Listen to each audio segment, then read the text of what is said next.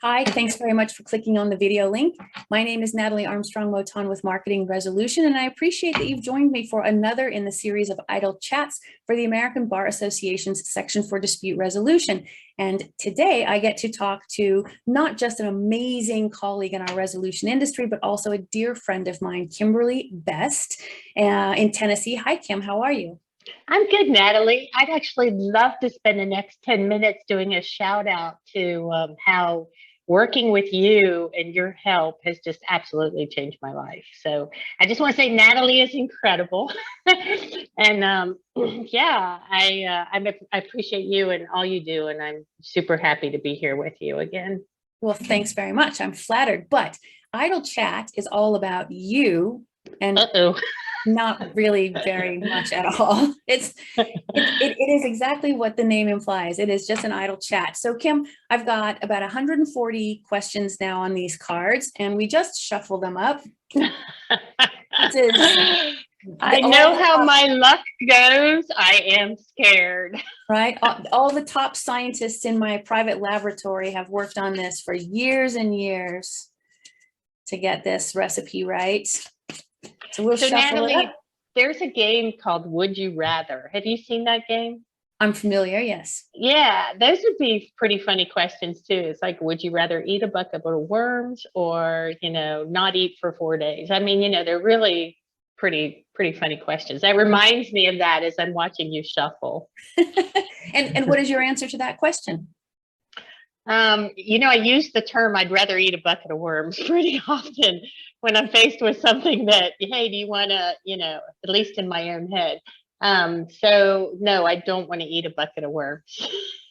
Can I be really picky about the worms? If I can be picky about the precise worm that's in the bucket, then I'm all in for the bucket of worms. I'm guessing there's some fancy French worms that would be delicious.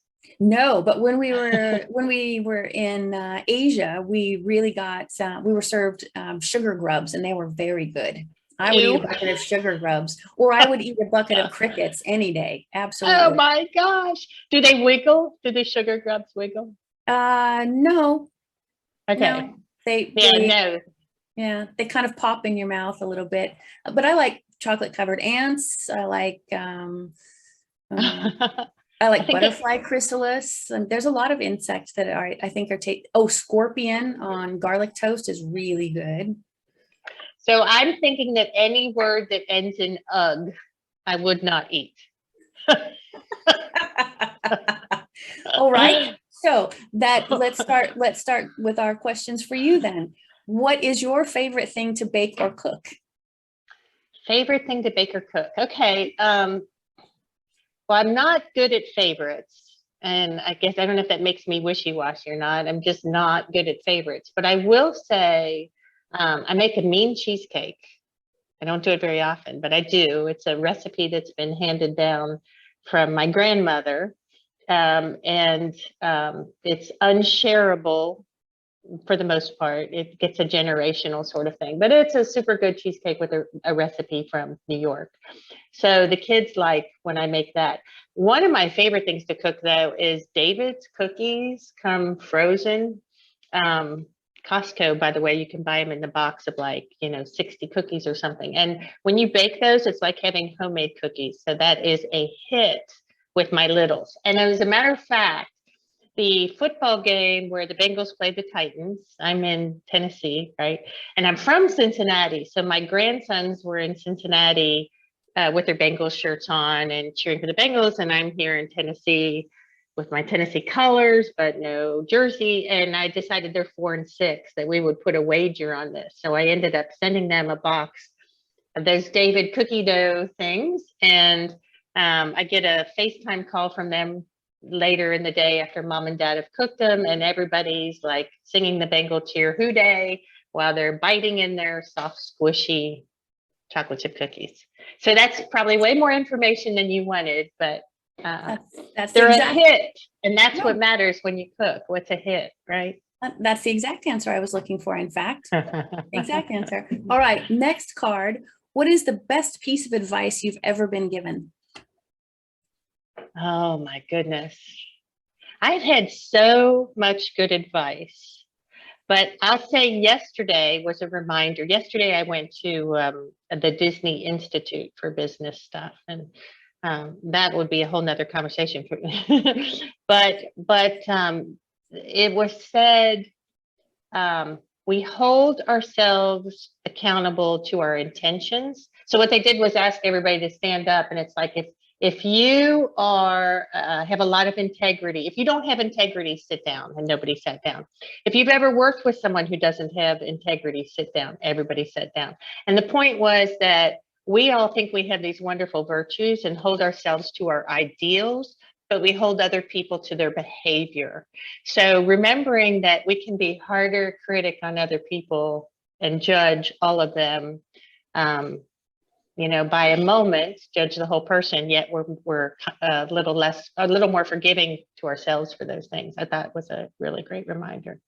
I think another thing really I got to say real quick, in conflict, William Ury says, separate the people from the problem. So working in conflict, a lot of people are the problem. Uncle Joe is a problem because of his politics, or so-and-so is a problem.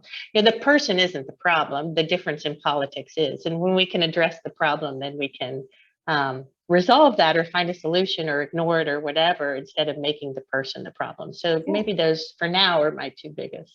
That's a good one. Be gentle with the people, be hard on the issues. Exactly. That's exactly right. Good one. Good one. All right. Kim Best. Burning question. What did you have for breakfast today? I haven't had breakfast yet. Thank you very much. I have my coffee though. I don't eat breakfast till later in the day, but I have coffee as soon as I roll out of bed. All right. Well, all right. Next card then. Let's see. Is there anything that you simply cannot live without? Anything I cannot live without? You ask hard questions. I think the thing that makes me happiest is my time with my family. And my friends, like the connection. I couldn't live without this kind of connection, the people who inspire me and encourage me and make me laugh. I couldn't live without laughter. That best answer ever. Hey, thanks. You just won the game right there. Kim Best, who's the most creative person you know? Well, probably you. That's a really sad commentary. You need to hey, I just want to know, is that the best answer ever? Like, if I just knocked it out of the ball? No, that's true. I mean, you are very, very creative. I think next to that, I don't know that there is a next to that. My daughter is very creative, but not in an artsy sort of way. I'm sticking with those two. That's fine. We'll edit that last part out. Kim Best, what is the most recent show you've binge watched? Oh, that's a good one. Billions. What is it? Billions. It's amazing. Billions. I don't know it. It's on Amazon. Showtime is the host of it. I like Shonda Rhimes, so I loved Scandal. Have you ever watched any of her stuff? It's pretty edgy, very witty, unpredictable. I just don't like. If I'm going to watch TV, which is not my favorite thing to do, I want to be highly entertained. So Billions is really, really a good show. All right. Yeah. Mark that one down. I think you would like it. I do. All right. We'll have to look it up. Kim Best, what is your favorite spectator sport? Life. For a person with 10 kids, that's a good answer. 10 kids. Well, that's another story. There are 5 in their spouses, but that is another story since we've last talked. So keeping this on a happy note, we'll roll right past that one. Moving along. Next card. What did you like most about the place that you grew up? That I left it? No. I had a tough childhood, but I'm from Cincinnati and I do love Cincinnati. Your home is your home. And I would say the first thing I say is the food when I think of Cincinnati. Lots of good places to eat. The second would probably be the people. Every time you ask me for one, I give you 2. Did you notice that? You're an overachiever and I've always asked about you. That's fine. I can't help myself. Okay, next question. Next question. Do you have a question for me?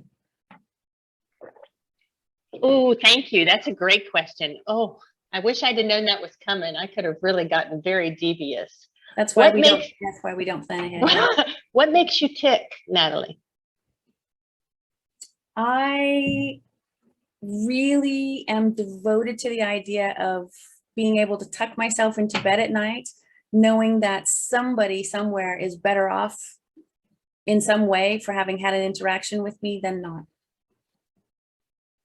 It's beautiful. I think there's a big hunk of the world that appreciates you for that. Well, thanks. I really try hard. I think it's our human, our social obligation to make things better, to make places better, to make it easier for the people around us or complete strangers even. I think if you've got something to give, it's your obligation to give it. And I like going to bed trying to think back, did I fulfill that today? Did I help somebody? Did I make it easier or smarter or better or funnier? Or, you know, did I contribute something? And I strive to tuck myself in with that thought at night. That sounds like living with purpose. Yes, I think that I don't think that we get a second chance. This is not a dress rehearsal. This moment with you recording this video, this is my moment. And this isn't Sears and Roebuck. There's no guarantee I get another moment. And I want this one to be the good one, the right one. I want it to count. Every moment matters. They do. Little ones, big ones, funny ones, sad ones. They all make it. They all make a difference. Kim, I'm going to ask you my last question, and it's the same question I ask every guest on Idle Chat, and that is, what's the best thing about the work we do in the resolution industry? Transformation. That whatever that looks like in each space, and I think the honor of being able to share people's most difficult moments and help them transform in whatever way through that. So always the people, and then the magic that happens when we can hold a good space and people are empowered to become a better version of themselves, whether that's in understanding or their actions. But yeah, it's remarkable work. It is. And you work in a really unique environment most often, and that's helping people who are in really difficult places with their family issues and elder care and those kinds of situations. That's really tough work. So that's a little piece of it. You know, my latest one has been working with a physician's company, you know, the conflict in a group. I mean, what we do with conflict can be applied to so many places. And yeah, I do a bit of work with the Los Angeles City Attorney's Office with the community police stuff. And then there's the elder work and the aging work. And then there's just couples in conflict. I mean, the skills for that just could go so wide. Yeah, it is good stuff that we do. Very nice. And if somebody wanted to reach out and ask you for information or ask a question of you, what's the best way for them to find you? So Best Conflict Solutions, or just Google my name, Kimberly Best, and you'll find me. My email's kim@bestconflictsolutions.com, if that's helpful. But I'd love to talk to anybody who wants to reach out. All right. Thank you so much, Kim. It's always a pleasure talking to you, idly or otherwise. You too, Natalie. Love you to pieces. I love you too. Take care. Bye. Aren't we sweet?